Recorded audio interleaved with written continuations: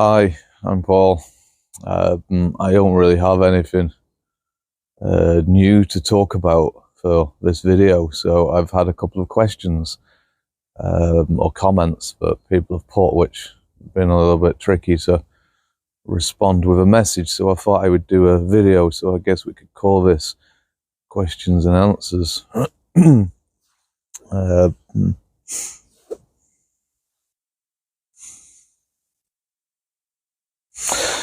So first, there was a question from Duncan, and Duncan says, "Hi Paul, I would love to hear more on reincarnation.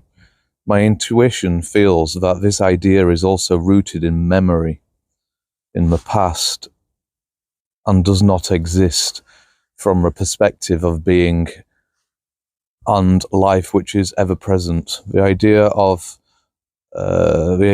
past, anything is illusion. What is your thoughts on this? Much of Eastern thought evolution is based on this idea of karma and a sort of personal evolution of soul, lifetime by lifetime, suggesting a division from the eternal. How can this be possible?"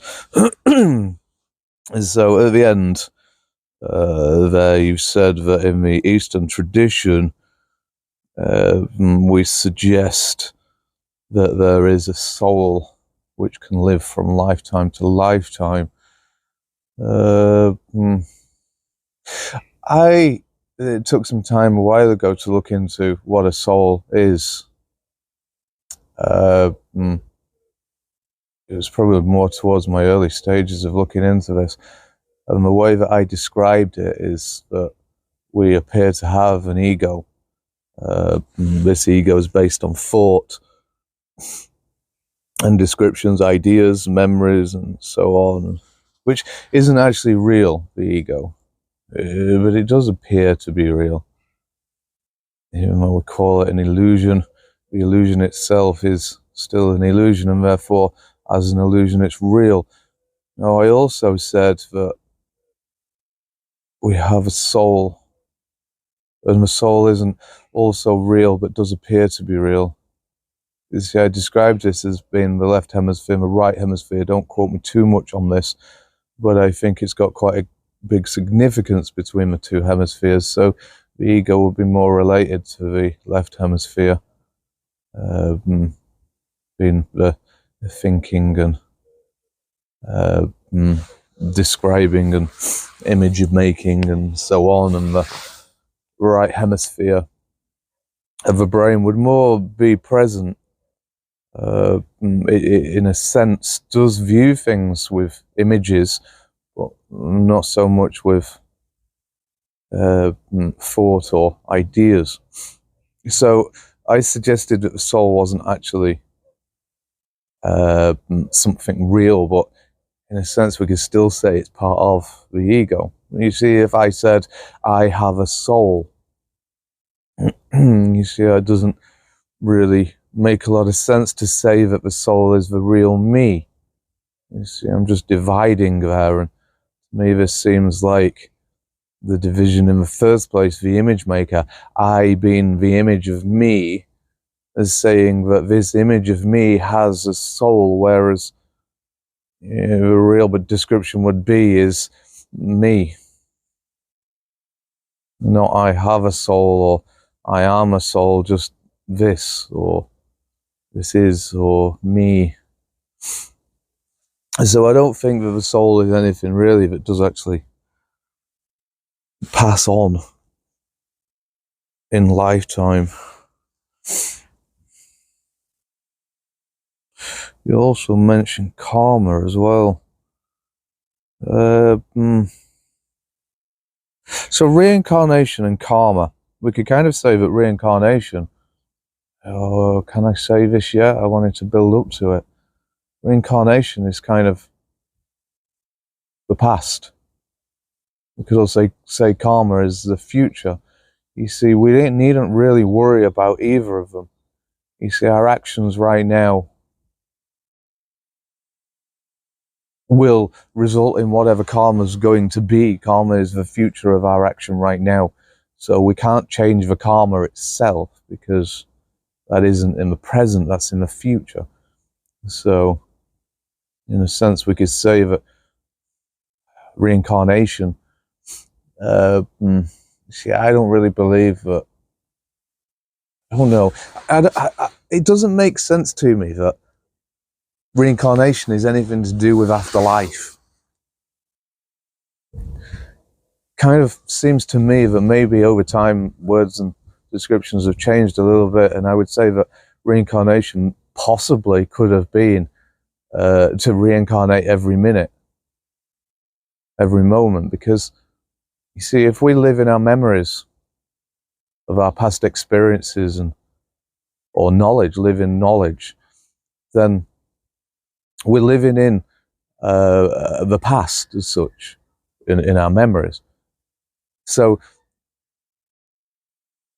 to get out of memories in the past would be to die to it. So die to all the past memories. And you see, if you're dying each moment, then you're essentially reincarnating each moment also. So that means that every moment is new. And that's life. So we're not reflecting on images that we've made of the self of the past, because that dies every moment, and then we reincarnate, and each moment is new, is life. So I don't know if that's actually true, but it does make more sense than to say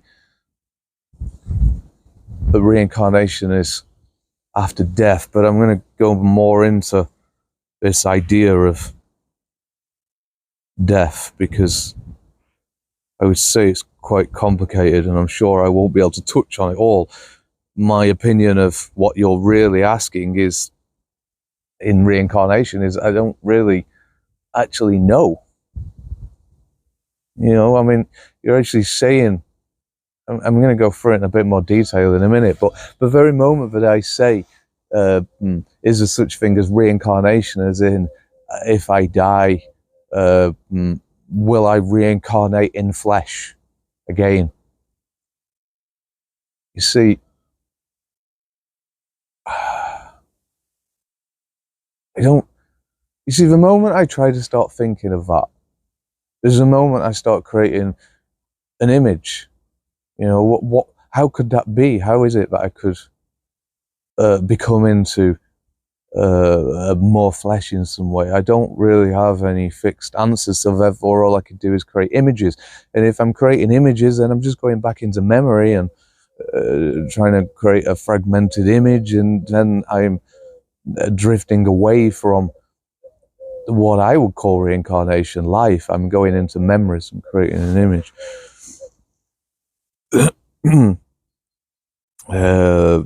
So he put, my intuition feels that this idea is rooted in memory. Yes, that's what I'm saying. I think that the idea of reincarnation is rooted in memory, and the very moment that you try to touch on it, then you're just making an image. So reincarnation itself, what is it? What is it that we want to continue in past life? I mean, could we say that I'm not bothered about my image, my myself, my mind, my thoughts, my memories, my ideas, my likes, my dislikes? I'm not bothered about that living on. I just want my body to live on. You see, I'm pretty sure that's probably not what the most of you are saying. I think it's quite the other way around. I'm not actually so bothered about my body, but I want my mind to continue. I want my past memories. I want my thoughts, my ideas, my likes, my dislikes. And all of these are based on an image of me. So what I'm really saying is I want this image to live on. But then what is this image that I have of me? See, this image just appears to be based on memories firstly. But you see, memories are of the past. They no longer exist. The only access I've got to a past is just through thought, trying to reincarnate, I guess, the past memories, trying to keep them alive, trying to keep this image of me going. So past thoughts, past memories, past ideas, you see, all of them are based on thoughts. You see, a thought is what creates an illusion, an appearance, a reality, let's say. It creates the images. We piece all these thoughts together to create this illusion of us. But you see, all of this is imaginary. See, life in itself wasn't created by thoughts. And you see, there's a tree over there. The tree's existence wasn't created by any means of the mind creating up thought or illusion or images or anything. The tree exists from life itself. But you see, most of my imaging, in fact, all of my image making, my images, my thoughts, my descriptions, my everything is all created by thought. And you see, it's this what we seem to want to continue. We don't want this to die. We want to know that when we die, this thought, this image, this memory can continue on in another flesh, let's say, after we die. But the problem is this in the first place, this image making thoughts, so on, it isn't alive. It's already not there. We just create it. It's not life. So in a sense, if we said that if we was to reincarnate every minute, all memories must not go beyond the present. You see, we can't really get rid of memories as such. You see, memories and thoughts, well, thoughts are memories, but you see, they're always going to exist, so thoughts are still going to appear. But can we not let the memories go beyond the present moment? You see, this is what creates images. When we go into the past, we could bring it forth and stop it right there, therefore not creating an image in the future. You see, this is what I would what I call reincarnating every minute. That the past memories die, and then from that is from new, as I see it in the present moment. So what we're saying that we want to reincarnate, we want this to live on. But it's already dead. This memory. So if we agree to this, that the very thing that I want to live on is already dead memory of the past, then what is it we want to continue after death?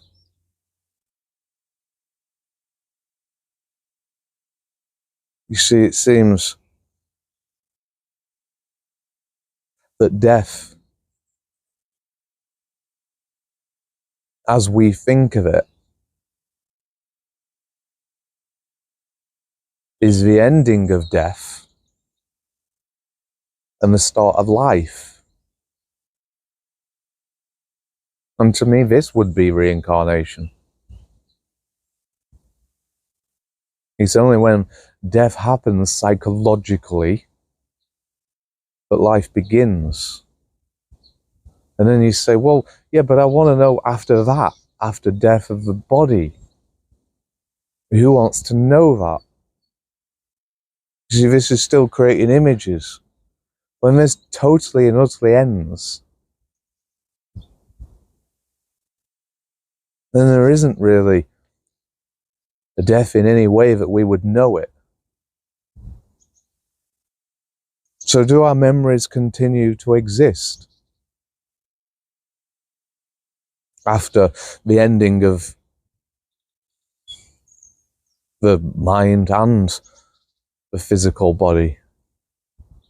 See, our memories would exist in others.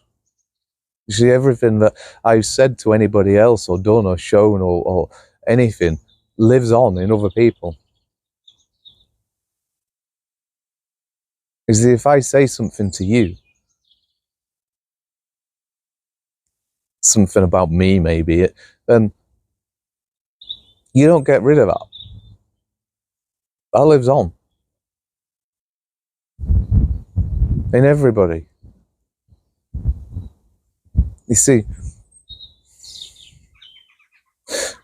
you've probably heard people say things before, like living in people's heads. Some people say, I like living in other people's heads. So they're trying to create their existence in a way in other people's heads. If you look at somebody who's extremely egotistic, obviously it doesn't really happen very often, but people who try to go out with a bang, maybe big shootings or something like that, because they say that I wanted to be remembered. I wanted to go out in a bang so that I'm remembered. You see, this is mind saying I don't want to die. So this is memories that don't want to end, thoughts, ideas, so on, that wants to continue to exist. And these do exist and continue in the stream of other people's minds.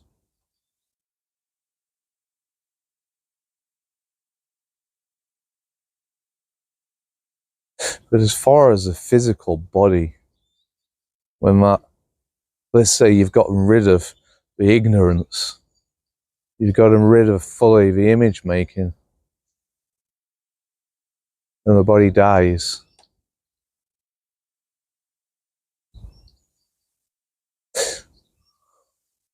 You see, without the mind, without memories and so on, the only way really we could describe ourselves is energy. And energy doesn't die. It just transforms into something else, but this doesn't carry the mind. So yeah, I guess we will, in a sense of just being energy, continue after the body dies and disintegrates. But then, at the moment, all we are is energy. Only with this constant need to try to make an image to it. Anyway, I think I've done with that one. There was another question which somebody said, and I didn't have a clue how to answer it because I couldn't understand from what perspective the person was saying it. The question was, isn't all we see an image, a reflection of how we are opposed to how something or someone truly is? And to see someone truly as they are, or it is, would we not be seeing only ourselves? So isn't all we see an image? You see, firstly, there's a psychological image. So if I see something or I meet you and you say something, or I try to perceive you through thought, then I'm creating an image. And this image isn't you. This image is my creation, based on probably my image. See, if I said, I'm spiritual, if you start going into your idea of what spiritual is, then you're seeing me from an image. If you could listen to me say I'm spiritual and you not go into your memories whatsoever, then you're not making a psychological image or description. But then there is seeing a physical image. I'm looking at that tree over there and I have an image. Perhaps I could say, really, without any thought, it would be shapes, colours. But it's still an image that I'm receiving. There is the idea that any object that I see, I suppose, would be the reflection of the light hitting the tree and reflecting into my eyes, and then my brain itself tries to create an image of what I think I'm seeing. Now, this may well be true, and I did used to talk about this a long time ago, but I can't see that it shows any helpfulness in anything. So, perhaps we should just not really dig too deep into that. It never really led me anywhere anyway, so I guess I see a shape over there, I see colours, and then if I want to put my mind to it, I could say this is something we call a tree, and then I'm into a whole new image of thought. And so isn't all we see an image, a reflection of how we are, as opposed to how something or someone truly is. That, I think, can only really come from the image or the image maker of thought. Like I say I'm spiritual. And then you use that idea with your image. So essentially it's just a reflection of you, unless you don't go into your memories, and then you see me. You see what I'm talking about. Goes to how someone truly is. So I think the only way really you could see something for exactly how it is, you're never going to see it fully for how it is, but the best that you're actually going to get is to be able to see something without any memory, without any images, and also without an image yourself of yourself. You see, even if you have an image of yourself in the first place, then it will always distort, because I have an image of me. Therefore, anything that I see, I have to apply an image onto. So it's coming from a very limited perspective of my image, so I can't see it as it is. So I have to put an image onto everything that I see. And to see someone truly as they are, or it is, would we not be seeing ourselves? In a way, yes. Yes. And to see someone truly as they are,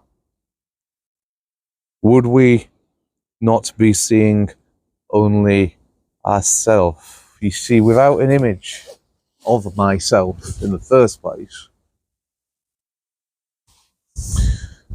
I would be not seeing a reflection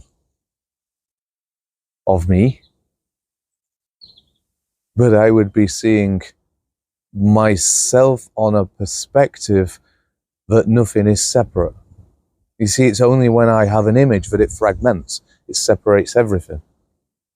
So in a sense, we could say that you are me without any images whatsoever.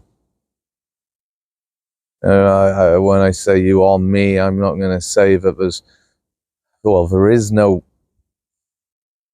And we could say that tree there is distant from that tree. But there's still no separation when we look at the whole. The whole world is one, and there's no reason to start fragmenting everything inside of it to be something that we call a tree, something that we call a car. It's all essentially one. So if I see you without any images whatsoever, and I see everything as a whole, so I'm seeing myself. I just thought of something else I was going to say, but I can't remember it now.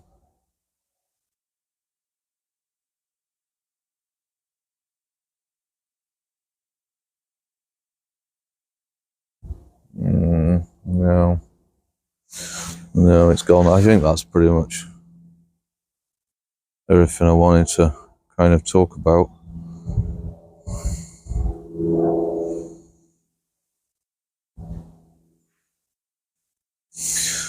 So,